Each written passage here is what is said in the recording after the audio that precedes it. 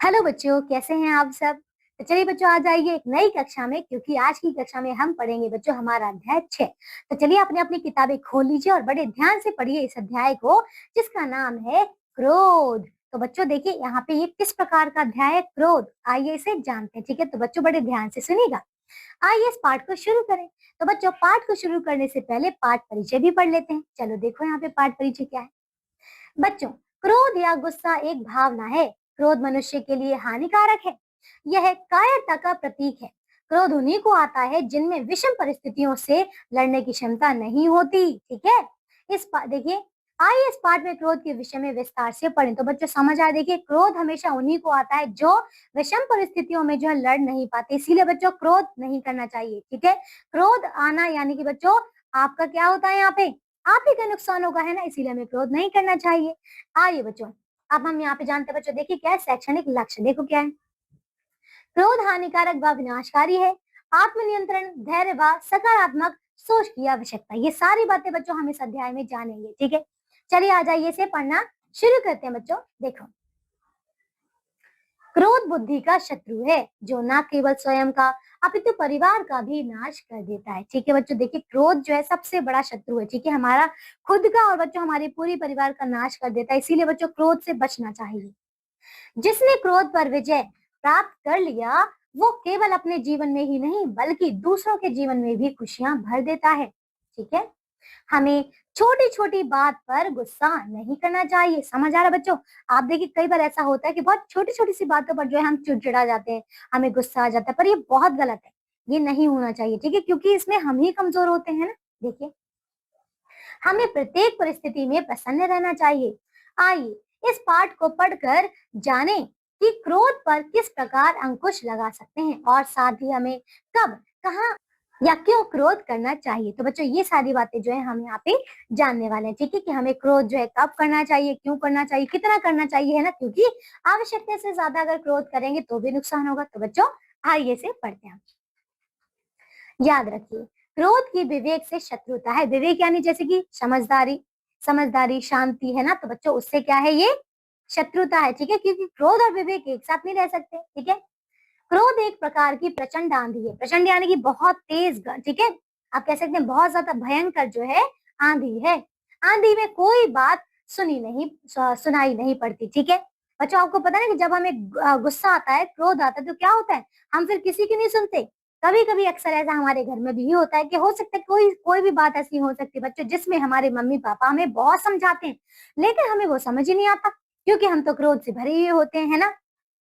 देखिए, वैसे ही क्रोध आने पर शुभ चिंतक की अच्छी बातें भी सुनाई नहीं पड़ती, ठीक है। ऐसी आंधी के समय बाहर से सहायता मिलना असंभव है, ठीक है। कहाँ से बच्चों, बाहर से, ठीक है। यदि कुछ सहायता मिल सकती है तो घर से ही, ठीक है, यानी कि बच्चों हमारा परिवार, हमारा घर ही जो है हमें वो सहायता दे सकता है, ठीक है।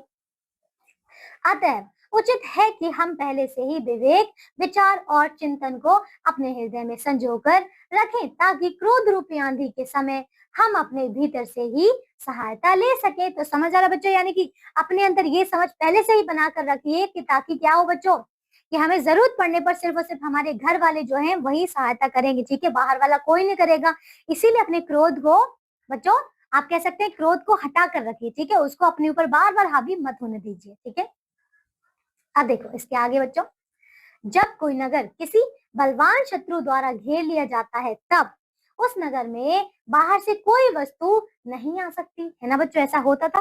देखिए, जब कोई, जैसे कि बच्चों पहले राजा महाराजा हुआ करते थे, ठीक है, और अगर वहां पे आक्रमण के कारण जो है कोई दूसरा राजा एक राज्य पर जो है हमला कर कर उसे अपने अधीन कर लेता था, तो बच्चों देखिए फिर उसी की मानी जाती थी, ठीक है, और बाहर से उसमें कोई भी नहीं आ सकता था, ठीक है। जो कुछ भीतर होता है वही काम आता है। समझ आ रहा बच्चों। क्रोधांध होने पर भी बाहरी सहायता नहीं मिल सकती, यानी कि क्रोध में अंधा होने पर बच्चों हमें बाहर से सहायता नहीं मिलती, ठीक है। अगर एक राज्य में मान लीजिए, एक राज्य में किसी बाहर वाले ने जो है राजा ने हमला किया है, तो बच्चों उन्हें सहायता कहाँ से मिलेगी, वो अपने राज्य के अंदर जो सैनिक हैं, जो लोग हैं, जो उनकी जनता, उसी से तो सहायता लेंगे, है ना। आप देखिए आगे, फिर इसलिए हृदय के भीतर सुविचार और चिंतन को संजोकर रखें, ठीक है बच्चों। अपने हृदय के अंदर, अपने मन के अंदर जो है बच्चों अच्छे विचार और चिंतन को संजो कर रखें, ठीक है, ताकि वो आपको जो है क्रोध जो है उस पर हावी ना हो। ठीक है, आइए अब देखिए इसके आगे बच्चों, देखिए अब इसमें और क्या बताया जा रहा है, आइए देखिए। क्रोध इतना बुरा विकार है कि वह सुविचार को जड़ से नष्ट करने की चेष्टा करता है। ठीक है, यानी कि वो अंदर से हमें, देखिए हमें बिल्कुल हमारे जो भी अच्छे विचार उनको भी खत्म कर देता है। वह विष से भी अधिक हानिकारक है, क्योंकि उसके नशे में भले बुरे का ज्ञान नहीं रहता है। ठीक है ना, हम ये भी नहीं जानते बच्चों कि हमने गलत किया है या सही। कई बार ऐसा भी होता है कि हम हमारे गलत किए हुए को भी सही समझते हैं, है ना। क्रोधी व्यक्ति से सभी, यहाँ तक कि सगे संबंधी भी कतराने लगते हैं। क्रोधी मनुष्य प्रत्येक बात पर, प्रत्येक घटना पर और प्रत्येक मनुष्य पर बिना कारण अथवा बहुत छोटे कारण से बिगड़ जाता है ना बच्चों। देखिए कई व्यक्ति ऐसे होते हैं जो छोटी छोटी बात पर जो है बहुत मतलब अकड़ जाते हैं, या फिर कह सकते हैं बच्चों वो मतलब क्रोध से भर जाते हैं। इसीलिए कोई भी व्यक्ति उनसे बात करने से डरता है, क्योंकि उन्हें पता है कि अगर हमने जरा सी बात कह दी, इसको कुछ लगा तो बस ये भड़क पड़ेगा। इसीलिए वो डरते हैं उनसे बात करने में। ठीक है, चाहे उनके सगे संबंधी हो, मित्र हो, है ना। यदि क्रोध का कारण बहुत बड़ा हुआ तो उग्र रूप धारण कर लेता है, और यदि उनका कारण छोटा हुआ तो चिड़चिड़ाहट तक ही उसकी नौबत आती है। तो समझ आ रहा है बच्चों, यानी कि अगर क्रोध ज्यादा हुआ तो हमसे देखिए बहुत बड़ा जो है, बहुत बड़ी हानि करवा सकता है, और अगर छोटा हुआ तो बच्चों हमें चिड़चिड़ाहट हो जाती है, जिससे कि हमारा नुकसान ही होता है ना।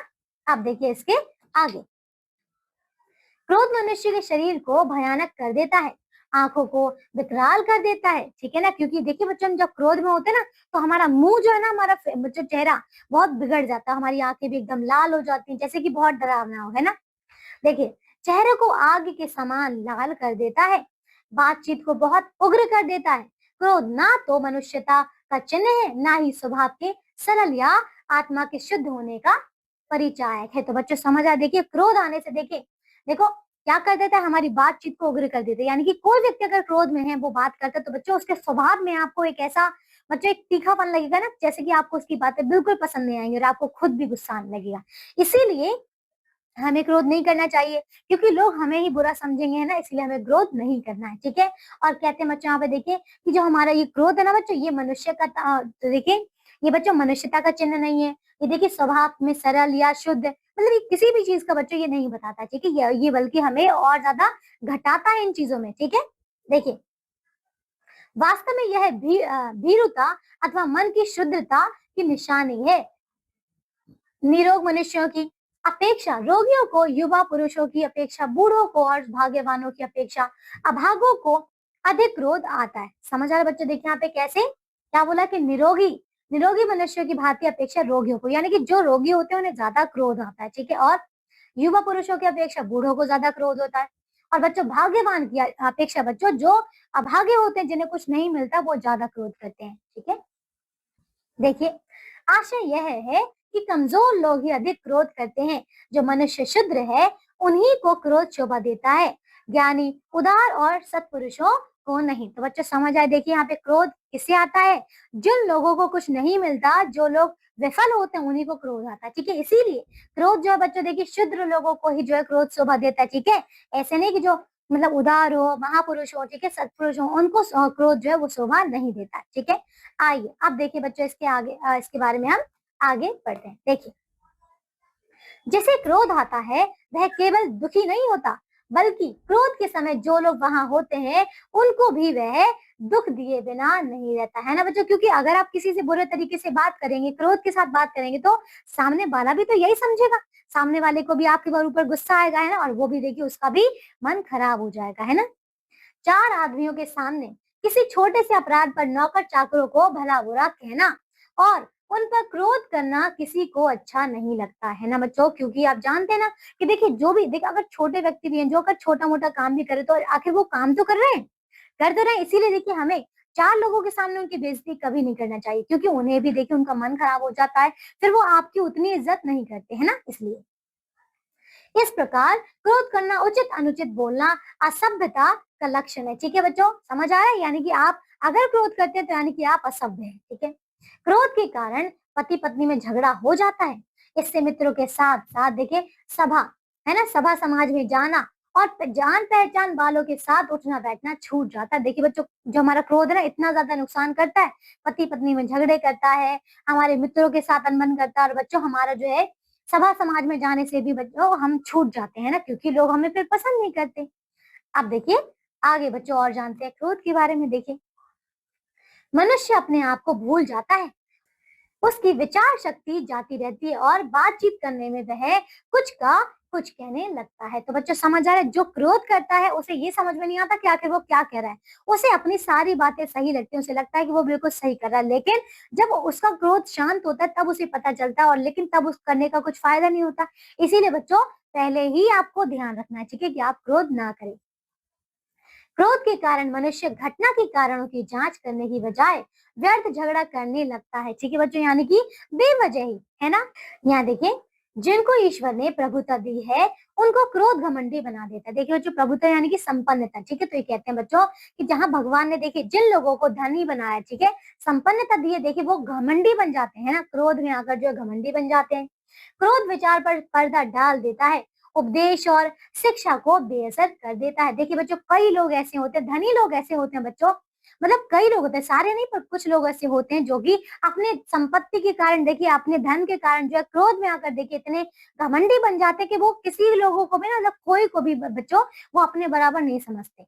ठीक है, उनको हमेशा नीचा समझते हैं और उनसे हमेशा बुरा व्यवहार करते हैं ना। तो बच्चों इससे क्या होता है, देखिए उनकी जो शिक्षा है बच्चों, उन्हें अपनी शिक्षा का भी कुछ ज्ञान नहीं होता। फिर इसके बाद देखिए कृपा पात्र तक को द्वेषी बना देता है। ठीक है, जो लोग भाग्यवान नहीं है यदि वे क्रोधी हुए तो उन पर कोई दया नहीं करता। ठीक है, समझ आ गई, ये सारी बातें आपको ध्यान रखनी है। ठीक है, इसीलिए ठीक है, आइए अब हम आगे चलते हैं और पढ़ते हैं बच्चों और आगे क्रोध के बारे में। ठीक है, देखिए क्रोधी अनेक बुरे विकारों का शिकार होता है। ठीक है, जो क्रोधी व्यक्ति होता है बच्चों वो बहुत सारे बुरे विकारों का, मतलब बुरी बातें हो, बुरे कर्म हो, उन सबसे बच्चों वो मतलब शिकार हो जाता है। ठीक है, वो उन सबसे घिर जाता है।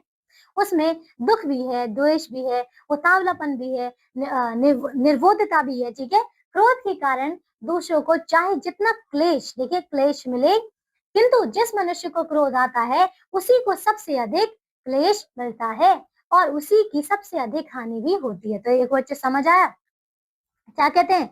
देखिए उनमें दुख, देखिए जो क्रोधी व्यक्ति उसमें देखिए क्या क्या होता है, द्वेष भी है ना, उतावलापन भी आ जाता है, निर्बोधता, यानी बच्चों ये सारी बातें उस क्रोधी व्यक्ति के मन में आ जाती हैं। ठीक है, ये सारी बातों से वो घिर जाता है और कहते हैं कि जो देखिए दूसरों को क्लेश चाहता है, मतलब जो क्या करता है बच्चों, दूसरों के लिए क्लेश करता है, तो क्या होता है वो खुद ही सबसे ज्यादा अपनी हानि करवा लेता है, खुद ही क्लेश से घिर जाता है ना।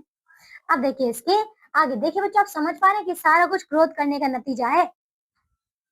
क्रोध से बचने के लिए हमें चाहिए कि हम अपने मन में पहले दृढ़ता से यह प्रण करें कि हम एक दिन क्रोध नहीं करेंगे, चाहे हमें कितनी ही हानि क्यों ना हो, है ना बच्चों। तो ये हमें मन में प्रण करना चाहिए कि आज बिल्कुल भी हम क्रोध नहीं करेंगे, चाहे कुछ भी हो जाए। इस प्रकार प्रण करके हम सजग रहना चाहिए। ठीक है बच्चों, समझ आ रहे हैं, इसी प्रकार से हमें प्रण करके सजग रहना चाहिए। एक दिन बहुत नहीं होता, यदि हम एक दिन भी क्रोध को जीत लेंगे तो दूसरे दिन भी वैसा ही करने के लिए प्रण करना उचित है ना। इस प्रकार देखिए, इस प्रकार धीरे धीरे क्रोध ना करने की आदत पड़ जाएगी।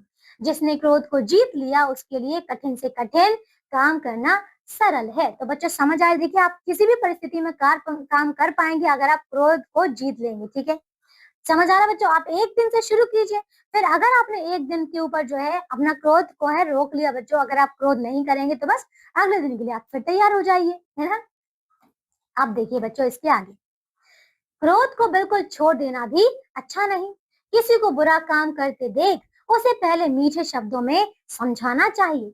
यदि समझाने से वह उस काम को ना छोड़े तो उस पर क्रोध करना उचित है। तो समझ आ रहा है बच्चों कि किस जगह क्रोध करना है, हर जगह में क्रोध नहीं करना है। बेवजह छोटी छोटी बातों पर, किसी की छोटी छोटी गलतियों पर जो है क्रोध नहीं करना चाहिए। लेकिन अगर कोई जानबूझकर गलत करता है या फिर हमारे समझाने के बाद भी जो है गलत करता है तब क्रोध करना उचित है। ठीक है, देखिए जिस क्रोध से अपने कुटुंबियों, अपने इष्ट मित्रों अथवा दूसरों का आचरण सुधरे, ईश्वर में श्रद्धा उत्पन्न हो, दया, उदारता और परोपकार की प्रवृत्ति में वृद्धि हो, वह क्रोध बुरा नहीं है। तो बच्चों समझ आया, आपका क्रोध करना उचित है, लेकिन कब, जब उससे कोई भला कार्य हो। ठीक है, हो सकता है कि आप अपने मित्र को गलत करते हुए रोक रहे हो क्रोध से, हो सकता है कि आप किसी और को सही रास्ता दिखा रहे हो। तो बच्चों अगर ऐसा होता है, ठीक है, तो फिर आपका क्रोध करना उचित है, लेकिन बच्चों देखना पड़ेगा कि स्थिति है क्या।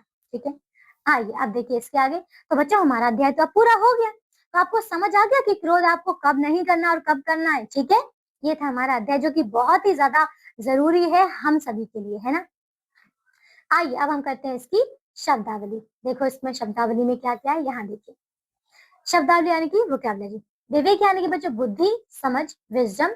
प्रचंड यानी कि उग्र, तीव्र, फेयरी, ठीक है? इसके बाद देखिए और कौन से शब्द है बच्चों यहाँ देखो।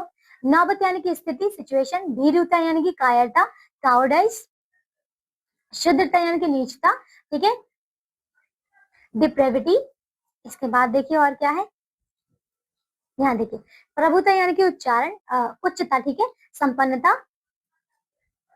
सॉवर्निटी, ठीक है? फिर देखिए विकार यानी कि विकार है बच्चों रुग्णता, खराबी, डिसऑर्डर। क्लेश यानी कि दुख, विपत्ति, ग्रीफ, ठीक है? अब इसके बाद तो देखो बच्चों हमारा अध्याय पूरा हो चुका है। बच्चों इस पाठ के लेखक है महावीर प्रसाद द्विवेदी। अब आइए तो बच्चों अब हम पढ़ते हैं यह भी जाने। देखिए बहुत ही ज्यादा महत्वपूर्ण बातें हैं, आइए इन्हें भी पढ़ लेते हैं। देखो क्रोधी स्वभाव का होना हमारे सामाजिक जीवन के लिए अच्छा नहीं है। क्रोध हमारे मन और शरीर दोनों को नुकसान पहुंचाता है। जहाँ क्रोध होता है वहां हमेशा दर्द होता है, ठीक है? क्रोध और असहिष्णुता सही समझ के दुश्मन है। क्रोध एक राक्षस है जो अहिंसा और गौरव को निगलता है। जो कुछ भी क्रोध में शुरू होता है वह क्षण पर खत्म होता है, ठीक है बच्चों? क्रोध करने के बाद उसके देखिए उसमें जो भी होता है उसके जब आपको समझ आता है, जब आपका क्रोध शांत होता है तो आपको फिर शर्म आती है, आपको फिर लज्जा आती है कि आपने ये क्या किया, है ना? क्रोध एक छोटा पागलपन है। यदि आप क्रोध के एक पल में देखिए क्रोध के एक पल में धैर्य रखते हैं तो आप 100 दिन दुख से बच जाएंगे, है ना? इसीलिए बच्चों क्रोध पर नियंत्रण रखिए, ठीक है? क्रोध मत कीजिए, बेवजह मत कीजिए, ठीक है? आइए तो हमारा अध्याय पूरा हो चुका है। इसके आगे दिए बच्चों अभ्यास के प्रश्नोत्तर, तो आप सभी बच्चे इन प्रश्नों को अच्छी तरीके से पूर्ण करेंगे, ठीक है बच्चों? चलिए तो मैं आशा करती हूँ कि अब आप आज के बाद जो है कभी भी क्रोध नहीं करेंगे, है ना? सबकी बात को पहले ध्यान से सुनेंगे, पहले स्थिति को जानेंगे कि आखिर क्या बात है, ठीक है? और बच्चों छोटी-छोटी बातों पर आपको कभी क्रोध नहीं करना है, ठीक है? चलिए बच्चों तो आज की कक्षा के लिए सिर्फ और सिर्फ इतना ही। अब हम मिलेंगे एक नई कक्षा में एक नए अध्याय के साथ। तब तक के लिए आप सब अपना ध्यान रखिए और स्वस्थ रहिए। बाय बच्चों।